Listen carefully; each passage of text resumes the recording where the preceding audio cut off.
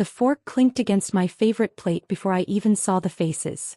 Laughter I didn't recognize floated through my kitchen like it belonged there. My name is Eleanor Brooks, I'm 42. When did my home become a place where my silence mattered less than their comfort? My shoes were still on. My feet were swollen, burning, the kind of ache that crawls into your bones after a double shift. Coats hung on my chairs. Someone had moved my fruit bowl. A woman I'd never met stirred a pot like she owned the stove. My husband stood near the table smiling, not at me but past me. No one greeted me. No one paused. I noticed the house key on the counter turned slightly as if it had been touched and left behind on purpose. Felt like it was watching me. Waiting. I smiled. The kind of smile that doesn't reach the eyes. I walked to the bedroom, my steps quiet, controlled. The hallway light flickered once, just once, and stayed on. I wrote the note slowly. One sentence. Clear handwriting. No anger. No begging. When I placed it on the counter, the room felt suddenly hollow, like the walls had exhaled. I picked up my bag.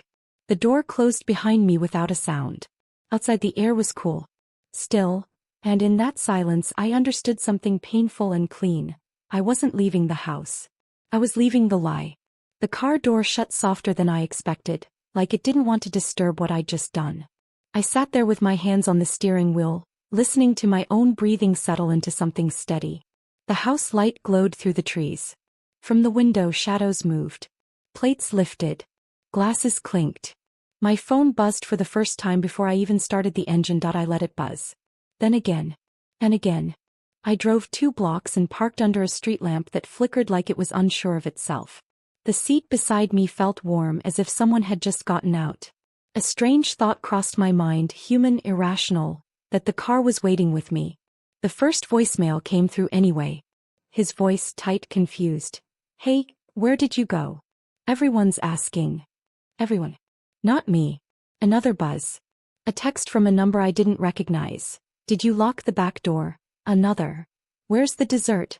Another, sharper. This isn't funny. I finally opened the Notes app and reread what I'd written. One sentence. No explanations. No emotions. Just truth. In the kitchen they would be circling that paper now. Reading it twice. 3 times. The smile on my husband's face would be cracking, slow and ugly. Because the key on that counter. It wasn't a symbol. It was a reminder. The buzzing didn't stop. It multiplied. My phone vibrated so hard it slid an inch across the console like it was trying to escape me. I picked it up, not to answer, just to feel the weight of it in my hand. Another voicemail. This one wasn't calm. Eleanor, call me back. Now. No apology. Just command. I leaned my head against the seat and closed my eyes. The street lamp outside hummed, a low electric sound that reminded me of the fridge in the kitchen. How it always made noise at night when the house was quiet. I wondered if anyone noticed it now. Or if the room was too loud with confusion. A message from his sister popped up. We can't find the deed folder. Did you move it? I smiled again.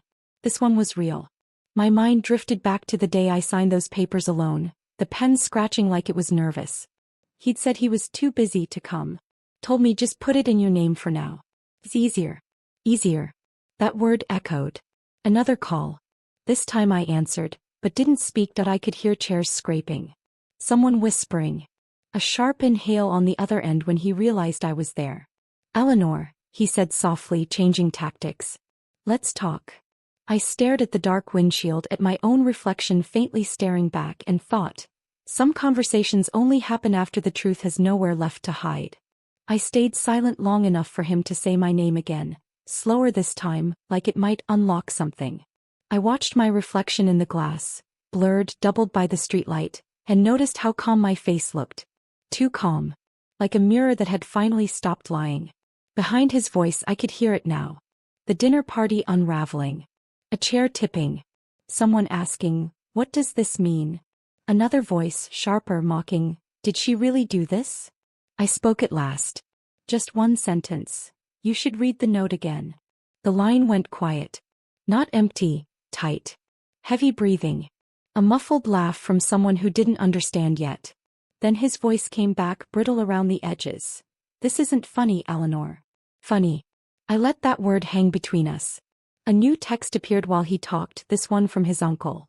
You said this was your house. No punctuation. No warmth. I thought about the candle on the kitchen shelf, the one I never lit because he said it was too fancy for every day. I imagined it standing there now and used watching strangers eat off my plates. I'm busy, I said and ended the call. The phone finally went still in my hand. In that pause something shifted.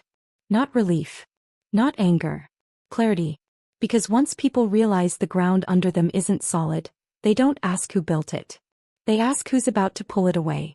I started the engine and pulled away from the curb, the tires whispering over the asphalt like they knew better than to make noise. My phone stayed dark for a full minute. Then it lit up all at once, a small violent storm in my lap. A voicemail from his mother. Her voice had that tight, polite edge she used when she wanted control. There's been a misunderstanding, she said. We're family. We don't involve outsiders in family matters. Outsiders. I almost laughed. At the red light, I noticed my hands weren't shaking anymore. They rested easy on the wheel like they'd been waiting years for this exact moment. The mirror above the dash caught my eyes again. I adjusted it just slightly until I could see myself clearly. I didn't look broken. I looked finished. Another message came through. This one from my husband, finally different. Please, just come back. We'll talk after everyone leaves. After. When the damage was done. When the laughter had eaten its fill. I pulled into a quiet motel lot, the kind with flickering signs and doors that opened to the night air. As I stepped out, the smell of detergent and old rain wrapped around me. The room key was cold in my palm. Inside the silence was thick. Almost kind. I sat on the edge of the bed and realized something important, something steady. They thought this was about a house. They had no idea it was about permission. The motel clock clicked louder than it should have, each second landing like a soft knock. I sat there listening, shoes finally off, my feet aching in a dull, distant way, as if the pain belonged to someone else now. I placed my bag on the chair. The chair creaked, settling like it accepted the weight without question. My phone lit up again. This time I didn't flinch. A voicemail from my husband. Not angry. Not pleading. Controlled. We can fix this, he said. You don't have to embarrass everyone. Embarrass. That word slid under my skin. Another message followed, shorter. From a cousin. We already started packing up. Let's not make this bigger than it is. Bigger than it is. I lay back on the bed and stared at the ceiling stain shaped like a crooked cloud. Years ago I would have explained myself. Softened the truth. Apologized for the discomfort of my boundaries. Instead I opened my email and sent 3 messages. One to a lawyer I'd met once. One to the bank. One to the property manager. No drama. No threats. Just confirmation. The silence after felt intentional. Earned. Somewhere across town people were standing in a kitchen that no longer answered to them. Reading papers. Asking questions no one wanted to answer out loud. And for the first time I wasn't waiting to be chosen. Sleep came in pieces. Then careful. Every time I drifted my phone vibrated again like a pulse refusing to die. I didn't answer. I let the dark do its work.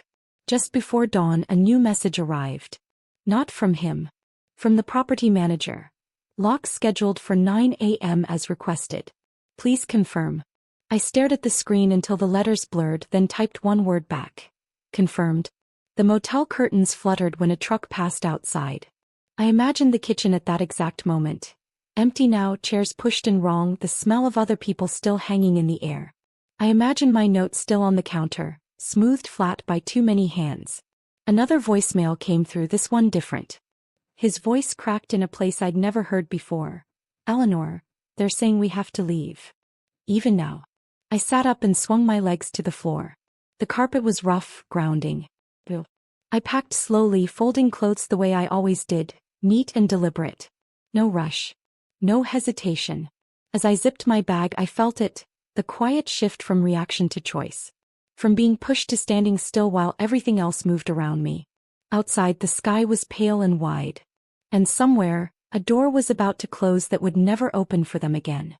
The morning air was crisp, brushing against my face as I locked the motel door behind me. I didn't glance back. I didn't need to. Somewhere across town they were arriving at my kitchen expecting authority, expecting control. Instead they were met with emptiness, silence, the echo of a single note. I drove slowly, letting the street hum beneath me, and thought about the key I had left behind.